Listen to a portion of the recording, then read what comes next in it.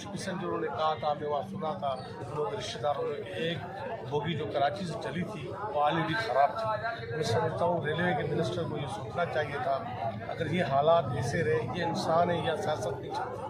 मिनिस्ट्रियाँ आनी जानी है, अगर इंसान नहीं रहेंगे तो मिनिस्ट्री किस काम की। तो खुदारा अपने रेलवे के जो मिनिस्टर साबका रहे हैं, जो अभी मौजूद हैं, इन लोगों ने कुछ भी रेलवे ट्रैक के ऊपर कुछ भी नहीं किया। मैं समझता हूँ बातें हर कोई कर लेता है, पर एज ए नेशन ये किसकी बीवी है, किसकी माँ है।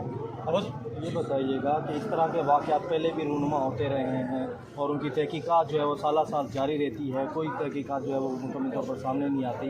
अब आप क्या मुतालबा करें? मैं मुतालबा ये करता हूँ कि हुकूमत किसकी भी हो, कम से कम ज़्यादा में ज़्यादा ये ऐसे खास करके एक्सीडेंट 1 मंथ के अंदर उसको क्लियर किया जाए, इसके ज़िम्मेदार कौन है, उसको सज़ा दी जाए। बगैर सज़ा के कुछ भी नहीं होगा, नहीं तो ये सिस्टम ऐसे चलता रहेगा और पाकिस्तानी आवाम ऐसे मरती है।